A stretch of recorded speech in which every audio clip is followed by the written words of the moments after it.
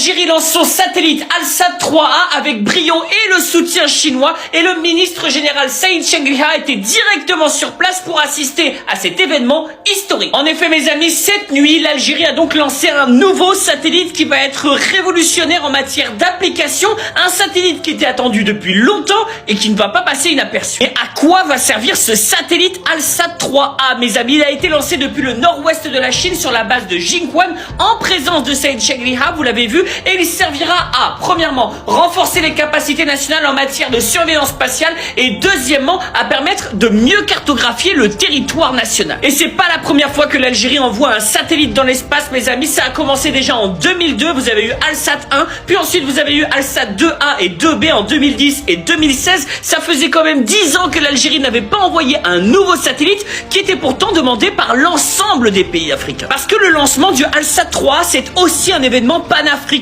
Vous avez un certain nombre de pays africains comme le Kenya, le Nigeria et l'Afrique du Sud, ainsi que l'Algérie, qui se sont engagés à créer une constellation satellitaire africaine pour mieux gérer les ressources. Et Al-Sad 3A, c'était l'un de ces satellites. Quand l'Algérie agit pour elle, elle agit aussi pour l'Afrique et dans l'intérêt des pays africains. Et surtout, n'oubliez pas, mes amis, Tahia Al-Jazeera.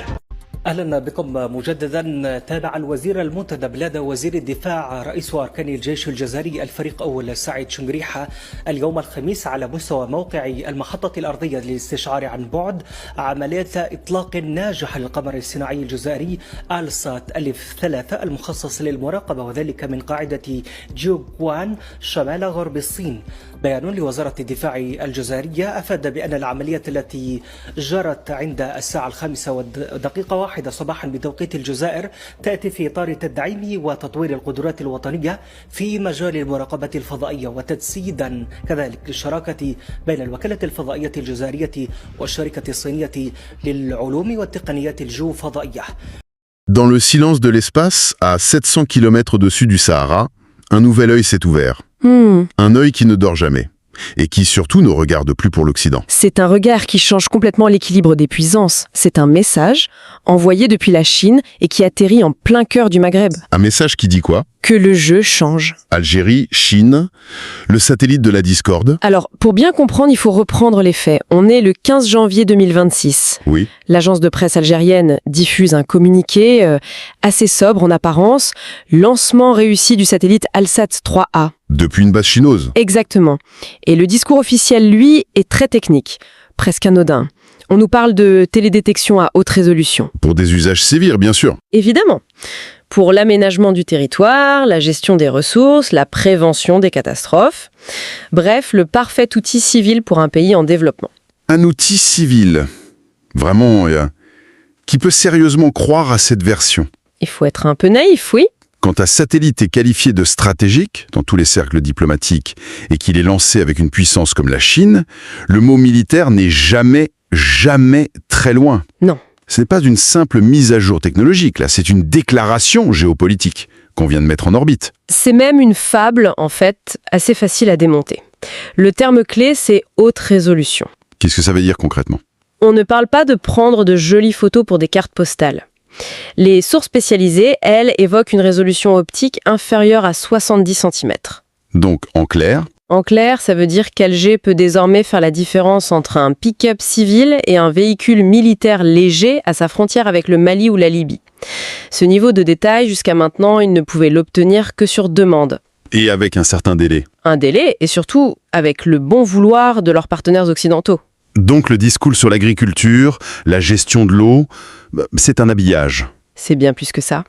La technologie qui est embarquée, probablement de l'imagerie multispectrale avancée, c'est précisément la même que celle utilisée pour détecter le camouflage militaire, suivre des convois la nuit ou repérer des infrastructures cachées. Ce n'est pas un outil pour compter les oliviers. Non, c'est un outil pour compter les tanks.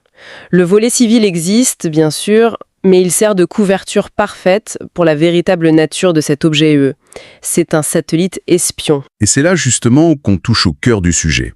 Ce lancement est bien plus qu'un simple événement technique. Il s'inscrit dans une stratégie de fond, une stratégie menée par Alger depuis des années. Ouais. Pendant des décennies, pour obtenir ces fameuses données, l'Algérie était dépendante des Européens, de la France notamment, ou des Américains. Une dépendance qui a un coût. Un coût financier, bien sûr, mais surtout un coût politique. Les informations vitales, celles qui touchent à la sécurité nationale, étaient filtrées, parfois même retardées. Il faut essayer d'imaginer ce que ça signifie concrètement. Vous êtes en charge de la sécurité à Alger, vous avez besoin d'une cartographie très précise d'une zone sensible à vos frontières. D'accord. Eh bien, vous devez la demander à une puissance étrangère, qui non seulement va vous la facturer, mais qui saura exactement ce que vous regardez, et donc ce qui vous inquiète. C'est une vulnérabilité stratégique majeure. C'est un peu comme si, pour surveiller sa propre maison, on devait demander les clés de la caméra de surveillance à son voisin. Un voisin qui, on le sait, n'est pas toujours un ami. C'est exactement ça. En choisissant la Chine, l'Algérie n'achète donc pas seulement un service ou un produit, elle achète une autonomie. Une autonomie. La capacité de surveiller son territoire, ses frontières immenses et poreuses, ses ressources énergétiques, sans aucun intermédiaire occidental. Alors là, je serais un peu plus nuancée. On parle d'autonomie, mais est-ce qu'il ne s'agit pas plutôt d'un changement de tuteur ? C'est-à-dire, Ils ont échangé une dépendance qu'ils connaissaient bien, celle de Paris ou de Washington, contre une dépendance nouvelle et beaucoup plus opaque avec Pékin. opaque. Les contrats sont secrets. On ne connaît pas l'étendue réelle du transfert de technologie, ni les possibles portes dérobées logicielles que les Chinois auraient pu intégrer. Alors, est-ce vraiment de l'autonomie ou juste le choix d'un partenaire moins bavard et, disons-le, moins regardant sur les droits de l'homme ? C'est une excellente question. Mais il faut quand même reconnaître que l'offre chinoise, elle, est presque imbattable. Ah, ça, c'est certain. Ce n'est pas un partenariat ponctuel. C'est la continuité d'une collaboration qui a commencé bien avant. On se souvient d'Alcomsat 1 en 2017. Les Chinois proposent une solution clé en main. Complète. Complète. Ils fabriquent le satellite, ils assurent le lancement, ils construisent les infrastructures de contrôle au sol en Algérie, ils forment les ingénieurs. Et ils assurent le soutien technique. C'est une offre beaucoup plus compétitive financièrement que ce que proposent les Occidentaux. Une offre qui permet à l'Algérie d'accélérer son programme spatial de manière spectaculaire. Mais cette accélération, attention, elle ne se fait pas dans le vide. Elle se produit au-dessus d'une région, l'Afrique du Nord, qui est déjà un baril de poudre technologique et militaire. Oui, En fait, on assiste en direct à l'escalade d'une course aux étoiles au-dessus du Sahara. absolument. Et cette course, forcément, elle inquiète les voisins. On pense immédiatement au Maroc. Évidemment. Le Maroc, avec ses satellites Mohamed VI A et B, lancés en 2017 et 2018 avec l'aide de la France. Eux pensaient avoir pris une avance décisive. Exactement.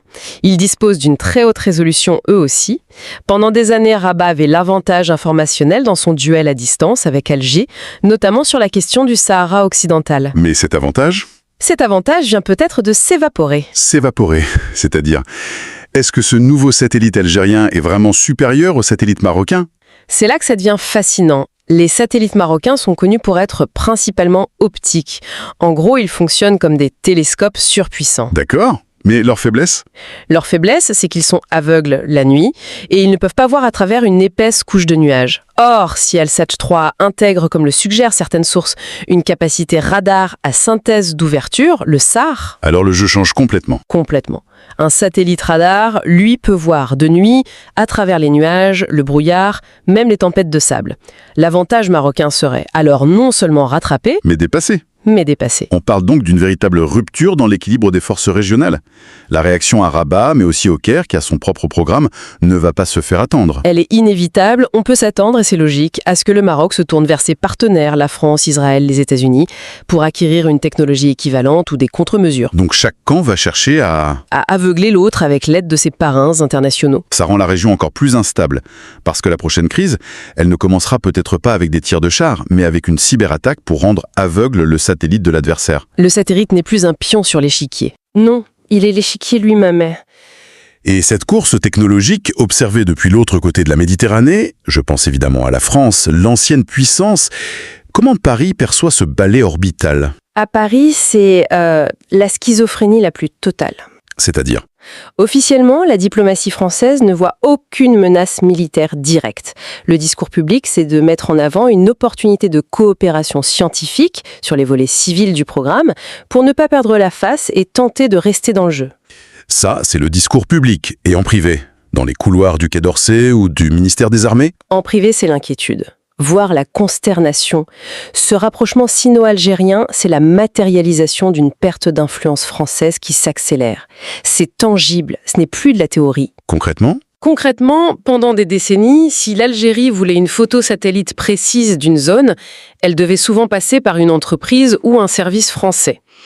Paris avait donc une idée très claire de ce qui intéressait et de ce qui préoccupait Alger. Et aujourd'hui ? Aujourd'hui, non seulement Paris n'a plus cette information cruciale, mais c'est son principal rival stratégique sur la scène mondiale, Pékin, qui la possède. Donc la Chine sait ce que l'Algérie surveille. Exactement. Et la France, elle, est dans le noir. C'est un renversement complet. C'est la fin du précaré. La France est obligée de s'adapter, elle ne peut plus dicter. Elle observe, elle note, mais elle n'est plus au centre du jeu. On voit bien comment cet objet en orbite est bien plus qu'un simple appareil photo géant. C'est un instrument de pouvoir, un symbole. Il cristallise cette volonté algérienne de maîtriser sa destinée, de renforcer sa sécurité. Et de s'affirmer. De s'affirmer comme une puissance qui ne demande plus la permission. Voilà, c'est un bond stratégique sur deux fronts. Développer des capacités d'observation indépendantes et en même temps s'éloigner de l'influence occidentale. Mais une souveraineté acquise à quel prix ? C'est là, je pense, que réside toute la complexité et peut-être la fragilité de ce mouvement. Développer. En exposant au monde sa nouvelle capacité stratégique, en la rendant visible, connue de tous, eh bien l'Algérie en fait aussi une cible de premier ordre. Qu'est-ce que vous voulez dire par cible ? Je veux dire qu'en cas de tension régionale forte ou de conflit international, ce satellite serait l'une des toutes premières choses à neutraliser pour un adversaire. Le rendre aveugle. Le rendre aveugle ou le détruire serait une priorité absolue pour priver l'Algérie de ses yeux. Et la question cruciale qui se pose maintenant à Alger, c'est la suivante. A-t-on les moyens de protéger cet œil dans le ciel ? Seul défi qui accompagne cette nouvelle puissance. Posséder l'outil est une chose. Le protéger en est une autre. On parle de menaces cybernétiques, de brouillage électronique, voire, dans un scénario extrême, d'armes anti-satellites. Est-ce que l'Algérie, même avec l'aide chinoise, a développé cette doctrine de défense spatiale ? C'est très peu probable à ce stade. C'est le revers de cette nouvelle indépendance. Vous êtes seul maître à bord, mais vous êtes aussi seul face à la menace. Cet objet qui symbolise la puissance algérienne est aussi devenu son talon d'Achille le plus exposé. L'indépendance a toujours un revers. Et celui-ci se trouve à 700 km d'altitude et il voyage à 28 000 km par heure. Alors que les puissances se disputent le ciel, la vraie guerre se joue peut-être déjà dans l'ombre. Celle du contrôle des données que ces satellites envoient sur Terre. Qui les analyse vraiment ? Et surtout, pour en faire quoi ?